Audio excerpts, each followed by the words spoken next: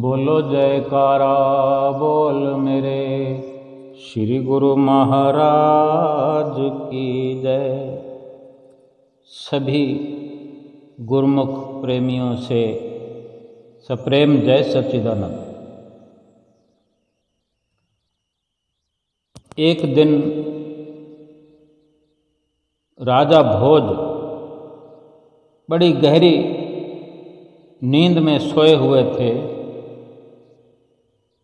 तो उन्हें एक स्वप्न में एक अत्यंत तेजस्वी पुरुष के दर्शन हुए। वो काफ़ी वृद्ध थे। तो स्वप्न में राजा ने पूछा उनसे कि ए महात्मन, आप कौन हैं?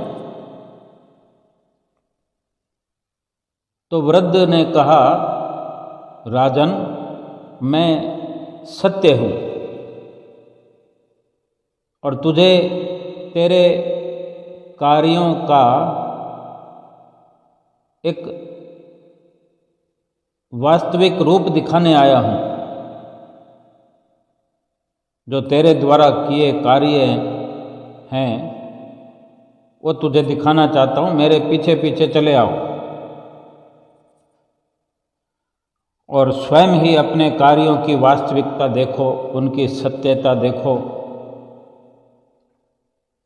तो राजा भोज उस वृद्ध के पीछे पीछे चल पड़े, क्योंकि राजा भोज जो बहुत दान पुण्य यज्ञ व्रत तीर्थ कथा कीर्तन किया करते थे और उन्होंने अनेकों तालाब, कई मंदिर, कई कुएं, बागीचे आदि बहुत बनवाए थे और इन्हीं कार्यों का राजा के मन में अभिमान भर गया था। वृद्ध पुरुष के रूप में जो सत्य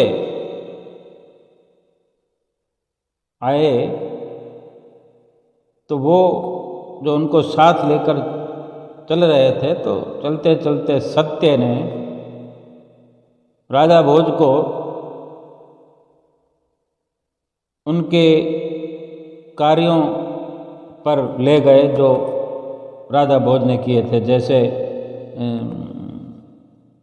वहाँ एक जगह पहुंचकर सत्य ने कुछ पेड़ों को छुआ और क्या देखा कि एक एक सभी पेड़ एक एक करके सूख गए। जो राजा भोज ने पेड़ लगाए थे, बगीचे बनाए थे, ये शुरुआत करते हुए राजा को दिखाया सत्य ने।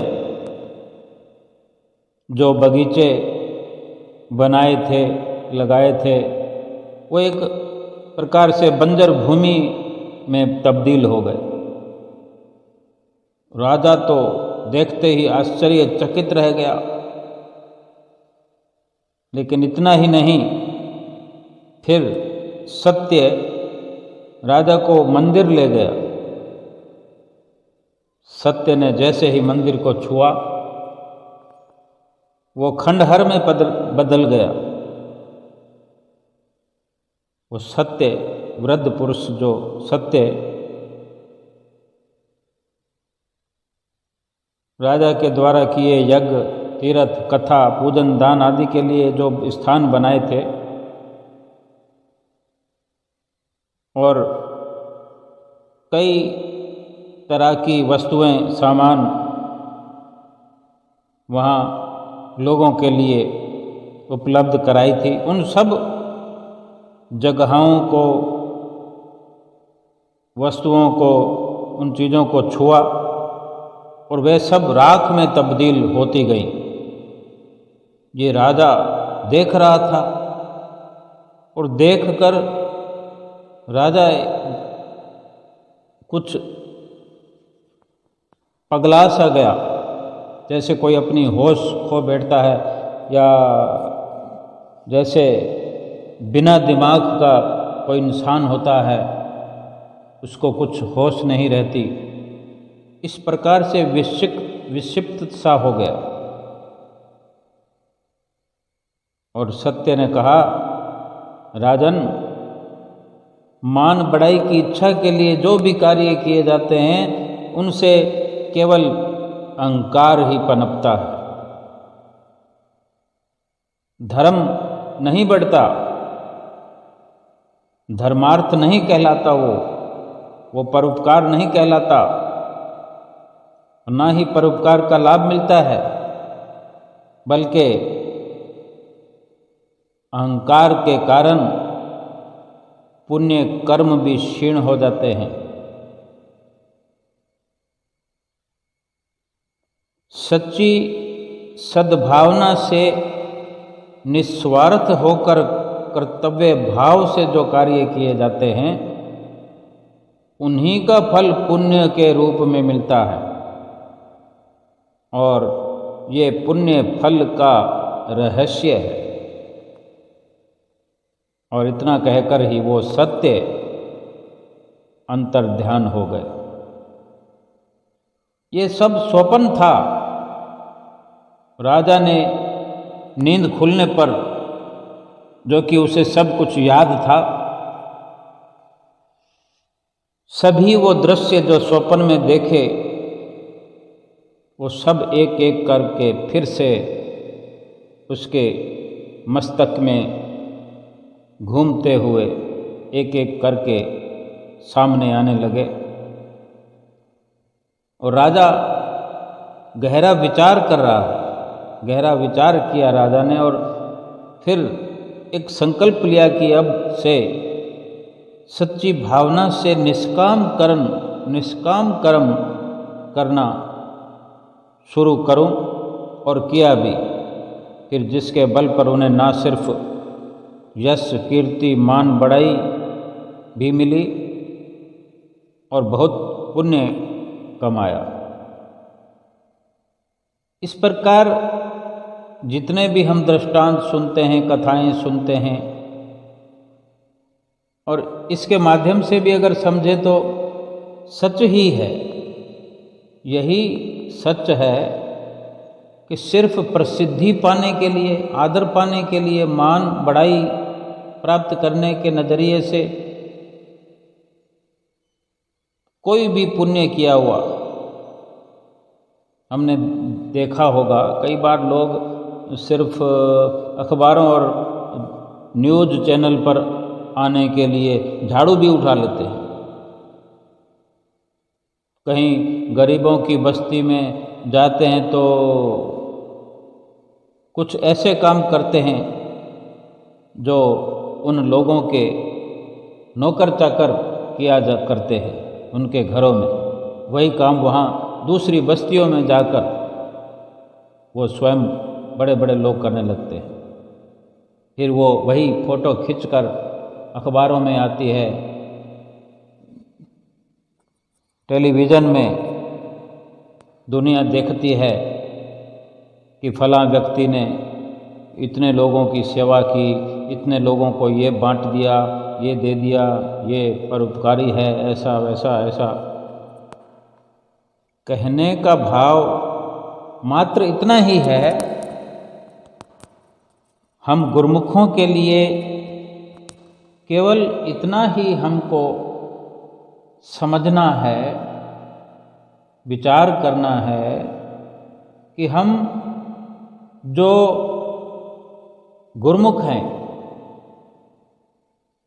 श्री आनंदपुर धाम के अनुयायी हैं, श्री परमहंसों के सेवक हैं, और भक्ति की ख्वाहिश लिए हुए हम भी तो भक्ति परमार्थ के रास्ते पे चल रहे हैं। भक्ति परमार्थ करना, परोपकार करना हमारा लक्ष्य है। कहीं हमारे भीतर तो यही सब नहीं हो रहा। हमें विचार तो करना चाहिए ना, हमें सोच करके देखना चाहिए कि हम जो कर्म कर रहे हैं वो भी कोई प्रसिद्धि प्राप्त करने के लिए, बड़ा बनने के लिए, बड़ा दिखने के लिए, कि हमको सब हाथ जोड़ जोड़ कर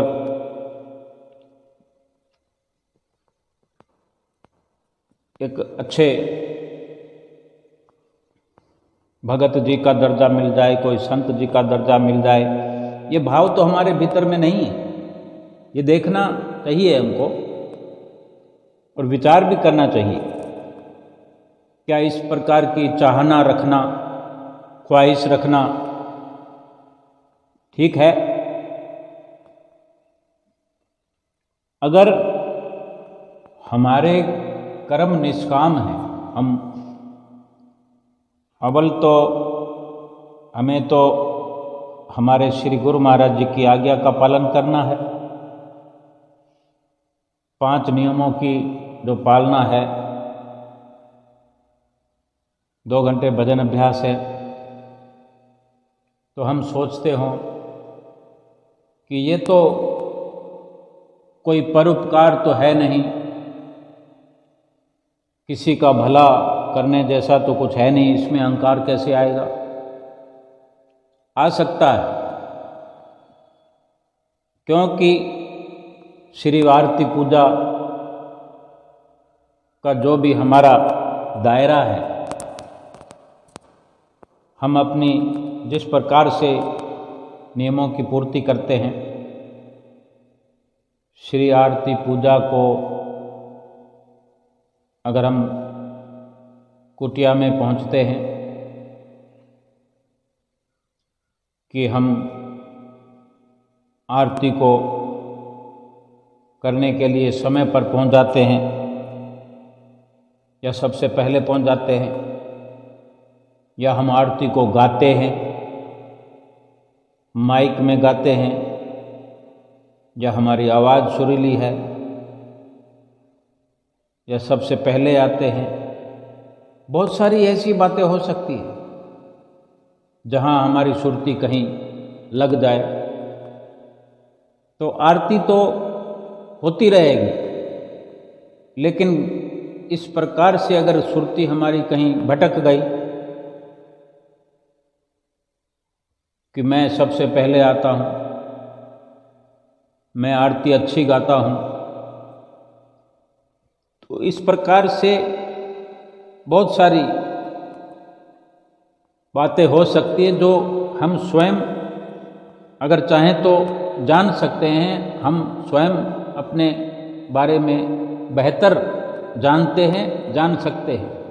सो इस प्रकार से संभलने की हमें ज़रूरत है कि हम आरती के लाभ से वंचित न हो जाएं और अधिक से अधिक आरती के शब्दों को अपने भीतर प्रवेश कराएं और उन शब्दों पर अमल करते हुए श्री आरती पूजन का पूरा पूरा लाभ उठाएं। ऐसे ही श्री आरती पूजा के बाद दूसरा जो नियम है सेवा का, सेवा कहीं भी करते हैं, दरबार में करते हैं, कुटिया पर करते हैं, और मन में ख्याल आ गया कि मैं सबसे ज़्यादा सेवा करता हूँ, मैं भारी सेवा करता हूँ, मैं भाग भाग कर सेवा करता हूँ, मेरे जैसा दूसरा तो कोई नहीं है, और ये मन में ख्वाहिश लगी रहती है कि मेरी तारीफ़ होनी चाहिए, लोग कहें कि भगत जी ने ये किया, भगत जी ने वो किया, ऐसा मन में लगा रहे, तो ये भी ठीक नहीं है। या फिर हम रुपयों पैसों से, धन से जो सेवा करते हैं, कोई आइटम हमने ला दिया कहीं लगा दिया तो उसका भाव अगर भीतर में बना रहता है कि मेरी प्रशंसा हो, मुझे मान बढ़ाई मिले, मेरा यश हो, और इसलिए कुछ बढ़ चढ़ कर करते हों, फिर इस बात का अगर अहंकार भीतर में आ जाए तो वो सब किया कराए तो खंडित हो जाएगा। और हमारा ध्यान वहाँ से हटकर अगर इस प्रकार की विचारधारा में लगा रहेगा तो फिर पूरा लाभ तो नहीं उठा पाएंगे। ऐसे ही सत्संग है, ऐसे ही दर्शन भी हैं। हम कहीं सत्संग में आए और थोड़ा बहुत अगर ज्ञान है, हम सत्संग के बारे में कुछ जानते हैं, तो उसको बढ़ चढ़ कर जैसे हम विस्तार से कुछ शब्दों का सरलार्थ कर लेते हैं, तो ये अच्छी बात है कि हम शब्दों को भली भांति समझ लेते हैं, जिसके कारण हमें अमल करने में आसानी होती है। लेकिन यही भाव हमारे भीतर में इस प्रकार से बन जाए कि मैं बहुत समझदार हूँ, मुझे बहुत ज्ञान है, तो ये भी ठीक नहीं है। हमारा इस प्रकार से विद्वान होना फिर नुकसानदायक हो जाएगा। इस प्रकार से अपने भीतर ऐसे भावों को ना पनपने दें, और ऐसे ही दर्शन करने का जो नियम है उसमें भी ये सब कुछ हो सकता है। अगर दरबार में हम दर्शन करने आते हैं तो फिर हम मन में ऐसा सोचें कि हमने बहुत खुले दर्शन किए, हमने ऐसे दर्शन किए, और या फिर हम घर जा कर के अपने मिलने जुलने वालों से जितना भी वर्णन करें। अच्छा है दूसरों को श्री गुरु महाराज जी की लीलाएं सुनाना, उनके दर्शनों का एक स्वागत का, आगमन का सारा उल्लेख करना, सबके हृदयों में श्री गुरु महाराज जी के प्रति एक सुंदर भाव बना देना बहुत अच्छा है। लेकिन ये भाव आ जाए कि मैं सबसे ज़्यादा दर्शन करता हूँ, मैं बार बार दर्शन करता हूँ, मैं नज़दीकी प्राप्त करता हूँ, और इस प्रकार से किसी को जतलाना चाहें, सुनाना चाहें ये भाव रखकर, तो वो भी सब का सब किया कराया खंडित हो जाएगा। ऐसे ही भजन अभ्यास की बात है। अगर हम कर पाते हैं फिर उसको बार बार जतलाने की ज़रूरत नहीं, किसी को सुनाने की ज़रूरत नहीं। फिर भी अगर कहीं बताना भी पड़ता है, बताना पड़ भी जाए, भीतर में इस प्रकार से अहम भाव, अहंकार ना आए, और हर वक्त प्रार्थना अपने सतगुरु से करते रहें कि मुझे अहंकार से बचा कर रखे, मैं अहंकार से बच कर रहना चाहता हूँ, आपके आशीर्वाद की ज़रूरत है, आपके साथ की ज़रूरत है। इस प्रकार विनम्र भाव से भक्ति परमार्थ में, और जितना हो सके दरबार में या कुटिया में, आश्रम में या अपने घर में, कई प्रकार से कई जगह पर हमें बचने की ज़रूरत होती है। अपने घर परिवार में भी हम देखें कि माता पिता की संपत्ति का जो हम हक जताते हैं, माता पिता पूरे जोश और खरोश से अपने बच्चों को वो सब देना चाहते हैं और देते हैं, हक समझ कर देते हैं। बेशक हम भी हक समझ के लें, लेकिन उसमें अधिक प्राप्ति की इच्छा, अधिक पाने के लिए दूसरे अपने भाई बहनों से अपनी ताकत का बखान करते हुए, अपनी ताकत दिखाते हुए ज़्यादा हथियाने की कोशिश ना करें, अपशब्दों का इस्तेमाल न करें। और जो भक्तिमान है, जो भक्ति की राह पर चलता है, उसको हर क्षेत्र में, हर प्रकार से, हर किसी से व्यवहार करते वक्त अपना स्वभाव जो है भक्ति वाला बना के रखना चाहिए। प्रारब्ध के साथ जुड़कर रहना चाहिए, प्रारब्ध पर भरोसा करना चाहिए, प्रारब्ध से अधिक इच्छा न रखते हुए अपने सतगुरु की रजा में राजी रहना चाहिए। इस प्रकार का जीवन व्यतीत करने से हर प्रकार से लाभ ही लाभ निहित होता है। हमारी अपनी वाणी से हमें लाभ होता है, हमारी अपनी नज़रों से लाभ होता है, हमारे दिलो दिमाग की सोच से भी लाभ होता है, हमारे चलने से लाभ होता है, हमारे बैठने से लाभ होता है। क्यों कि हमें लाभ प्राप्त करना आ गया है।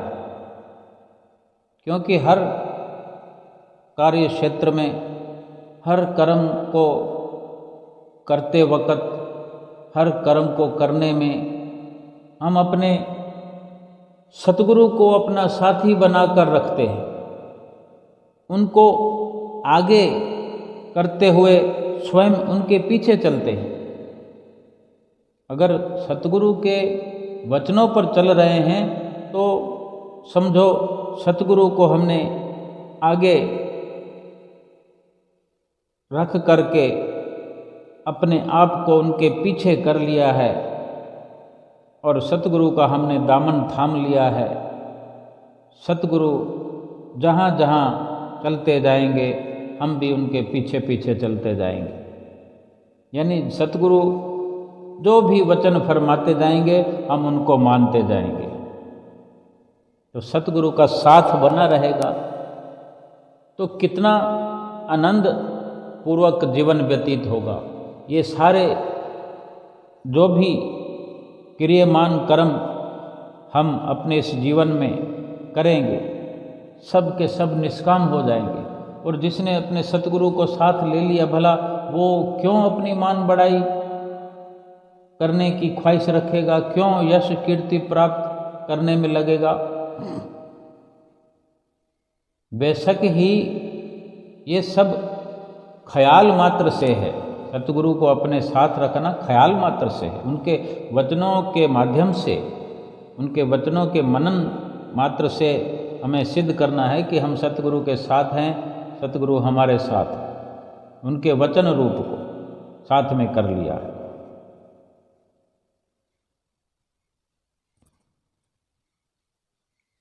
फरमाते हैं ना, दीपक सतगुरु वचन है, लेकर चले जो साथ, जगत अंधेरी कोठरी, कबहू न भटके पाथ। कि सतगुरु के जो वचन हैं वो दीपक है, वो प्रकाश है। जैसे अंधेरे में हमें किसी कमरे में जाना हो, आजकल तो बड़े ऐसे कई प्रकार के आइटम प्रकाश दिखने के लिए, प्रकाश करने के लिए बने हुए हैं। एक तो हमारे हाथ में मोबाइल ही रहता है, अंधेरा हो तो हाथ में मोबाइल होता है, जेब में मोबाइल होता है, फट से उसकी टॉर्च ऑन कर लेते हैं। किसी ज़माने में केवल मात्र दीपक होता था, दिया बत्ती होती थी। उससे पहले और भी कम हल्की प्रभाव की रोशनी कर पाते थे। लेकिन यहाँ शास्त्रों में वर्णन है, महापुरुषों के जो वचन हैं उनको दीपक की न्याय दिखलाया गया है, जतलाया गया है। हमें समझाने का प्रयास करते हुए महापुरुष फरमाते हैं कि दीपक सतगुरु वचन है, लेकर चले जो साथ, जगत अंधेरी कोठरी कबहू न भटके पात। जिस प्रकार अंधेरे कमरे के अंदर या अचानक से अंधेरा हो जाए तो वहाँ प्रकाश हमको करना पड़ता है, या जैसे कहीं सफ़र में जाते हैं तो प्रकाश की ज़रूरत पड़ती है। हम बाइक पर चलते हैं, कार पर चलते हैं, जब शाम के समय अंधेरा हो जाता है तो हम अपनी लाइट ऑन कर लेते हैं। यानी लाइट को साथ रखना पड़ता है, प्रकाश को साथ रखना पड़ता है, तभी सफ़र किया जा सकता है बड़े आसानी से और सुखद सफल सफ़र कर पाते हैं। कहीं कमरे में प्रवेश करना हो, अंधेरा हो तो वहाँ प्रकाश करना पड़ेगा।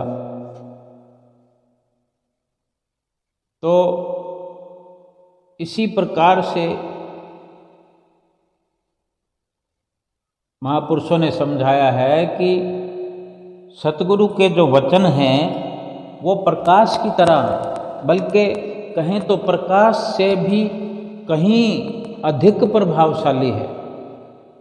क्योंकि वो जो प्रकाश है, इस दुनिया के अंदर जितना भी प्रकाश है, चाहे वो सूर्य हो, चंदा हो, ये घर में जलने वाली लाइटें हों, कितनी प्रकाश की चकाचौंध हो, उससे भी कहीं करोड़ों गुना अधिक प्रकाश उस सतगुरु के वचनों में है। यही दर्शाना चाहते हैं संत महापुरुष की दीपक सतगुरु वचन है। क्यों कि संसार भर को अंधेरे का नाम दे दिया है। इतनी रोशनी होते हुए भी अंधेरा जतला दिया है कि ये संसार जो है अंधेरी कोठरी है। दीपक सतगुरु वचन है, लेकर चले जो साथ, जगत अंधेरी कोठरी कबहू न भटके पाथ। ये संसार जो है एक अंधेरी कोठरी है, अंधेरा कुआं है, अंधेरा सागर है, कुछ भी कह सकते हैं। और हमारी आँखें खुली हुई हैं, दुनिया भर में रोशनी फैली हुई है, फिर भी क्यों इनकी ज़रूरत पड़ती है?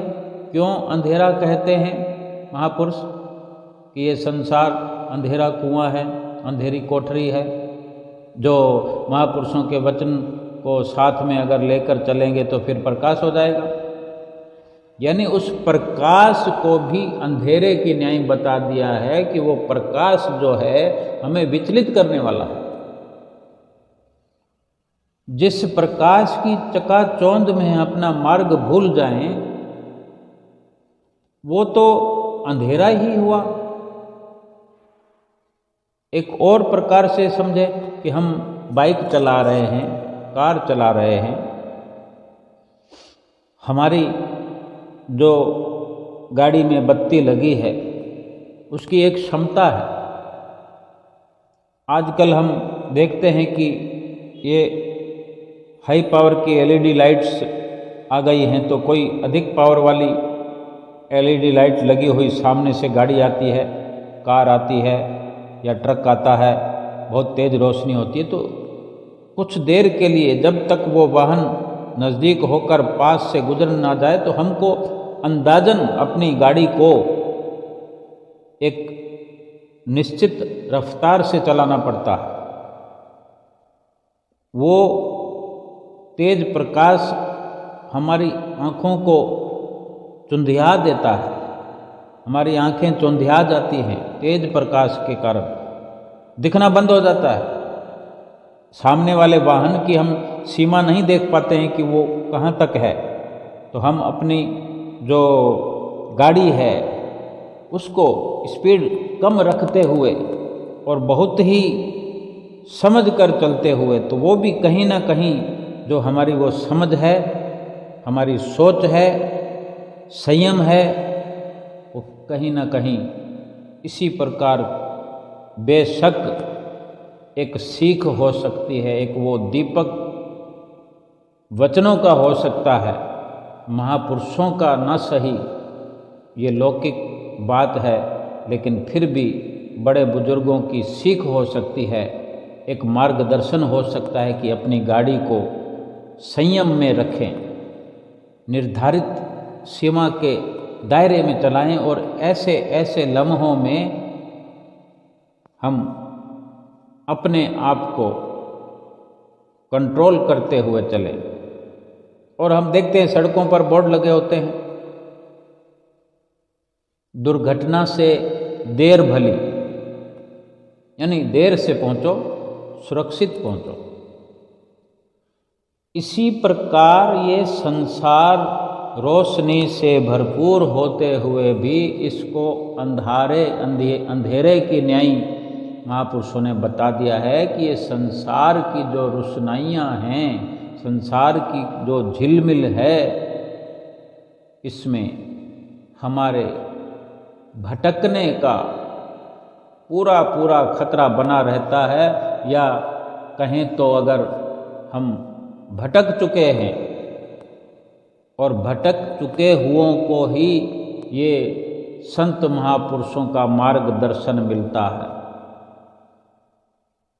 कि वो जो वचन हैं वो हमारे भीतर और बाहर ऐसा प्रकाश करते हैं कि उस प्रकाश के दायरे में, उस प्रकाश के साथ चलते हुए हम संयम बनाए हुए रख करके ये जीवन व्यतीत कर सकते हैं।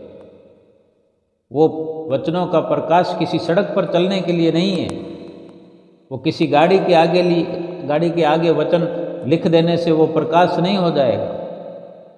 ये प्रकाश करोड़ों गुना प्रभावशाली है, वो जो हमारे भीतर से संपर्क रखता है। ये प्रकाश हमें भीतर से एक दिशा देता है, भीतर के लिए एक संदेश देता है कि भीतर से हम उस प्रकाश का इस्तेमाल करके सतगुरु के वचनों रूपी प्रकाश को अपने भीतर में बड़ी सहजता से उन वचनों का अनुसरण करके, उन प्रकाश रूपी वचनों के साए में, उनके साथ चलते में हमने अपने जीवन को एक सही दिशा में चलाना है, पहुंचाना है। और अगर भटकना नहीं है, हमें सदैव भटकने से बचे रहना है,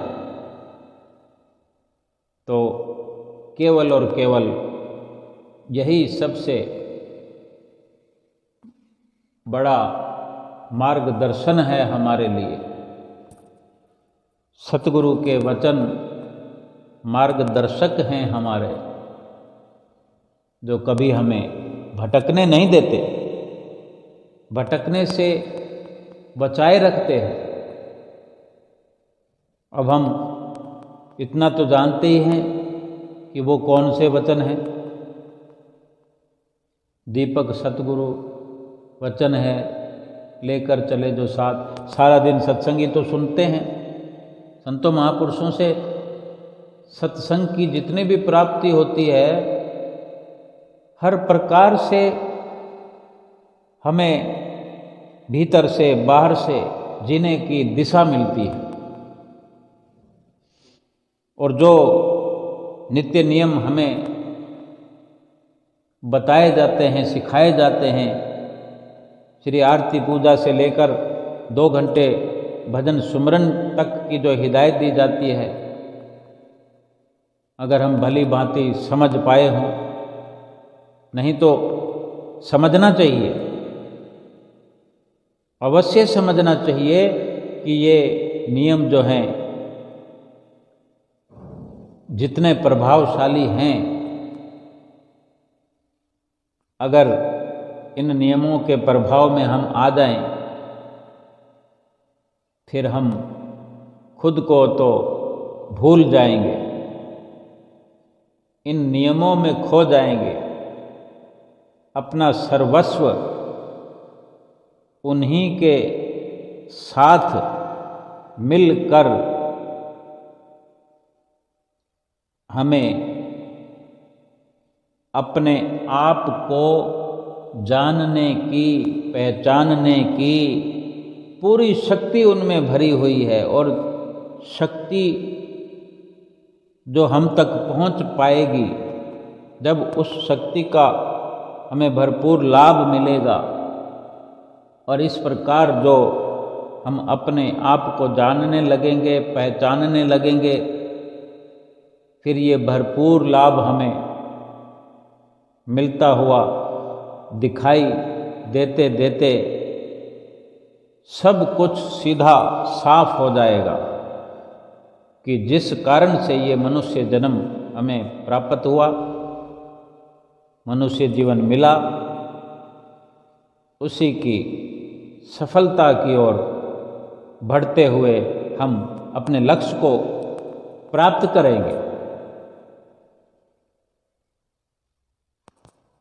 तो जो भी हमें कर्म करने हों, हम सेवा करते हों, तो ये भीतर हमारे विचारधारा होनी चाहिए कि सेवा करके ये न सोचें, बल्कि केवल यही सोचें, जिस तरह फरमाते हैं, सेवा श्री दरबार की खुश नसीब ही पाते हैं।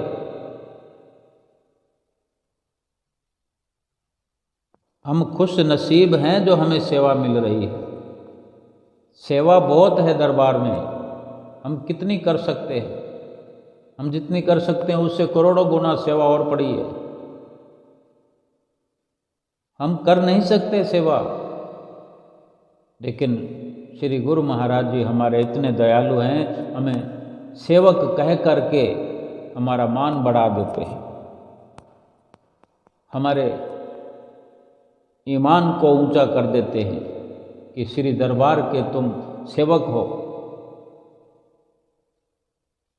हमारा हृदय गदगद प्रसन्न हो जाना चाहिए कि इतनी बड़ी सौगात हमें सतगुरु बख्शते हैं कि श्री दरबार की सेवा हमें मिल जाए। लेकिन हम सही मायने विचार करें तो सेवा के लिए हमें समय ही नहीं है, हमारे पास समय नहीं है। थोड़ी बहुत सेवा को हाथ लगा लिया, सेवा हो गई।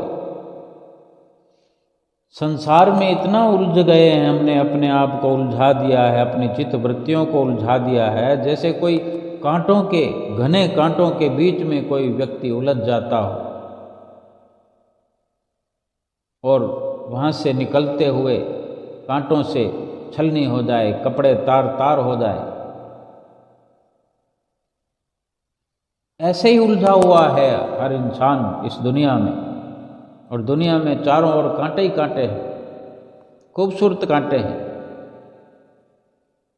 अगर इतना आसान होता निकलना तो हर कोई आकर श्री दर्शनों में बैठ जाता, खूब सेवा करता। लेकिन आने से पहले भागने की कोशिश करते हैं कि हमारा काम पड़ा है हमारे घर में, और कभी थोड़ा मौका मिल भी जाए तो मन में फिर ये सोच आ जाती है, हमने 1 हफ्ता सेवा कर ली। बेशक एक हफ्ता सेवा की हो, 1 दिन की हो, वो हमारे लिए ही है, वो हमारा ही लाभ है, हमने किसी के लिए नहीं किया। श्री गुरु महाराज जी की आज्ञा से किया, संतों महापुरुषों की आज्ञा मान के किया। लेकिन किया अपने लिए, किसी पर कोई एहसान नहीं किया। और ये समझ में अगर हमें आ जाता है, दुनिया में हम कमाई करते हैं, हर कोई, एक माता पिता के 4 बेटे होते हैं, सबके अलग अलग काम होते हैं, हर कोई अपने अपने घर में कमा के लाता है। आसपास में दुकानें होती हैं, सबके अलग अलग बटे हुए होते हैं। एक ही घर में 4 चूल्हे जलते हैं, हर कोई अपने चूल्हे के पास जाके ही खाता है। एक कमज़ोर है, एक ज़्यादा ताकतवर है, कोई किसी को देता नहीं। तो भक्ति परमार्थ में हम करेंगे तो हम किसी को थोड़ी देने वाले हैं, लेकिन हाँ, हमारे भीतर अगर भाव हो अच्छा हो तो परोपकार का एक जज्बा हमारे भीतर हो, किसी की हम मदद का, किसी को सहारा देते हैं, किसी को सुख पहुंचाने की कोशिश करते हैं, अपनी बातचीत से किसी को खुश करने की कोशिश करते हैं, इसी से बड़े बड़े लाभ हो जाते हैं। लेकिन दरबार की सेवा मिलना, दरबार की चरण शरण मिलना, सतगुरु के दर्शन होना, ये बड़े भागों की बात है। अपने अंदर अहंकार को पलवित पुष्पित नहीं होने देना और हर वक्त सतगुरु की रजा में राजी रहना और अपने आप को अदना बना के, छोटा बना के, विनम्र बना के अपने जीवन को सफल करना है। बोलो जयकारा बोल मेरे श्री गुरु महाराज की जय।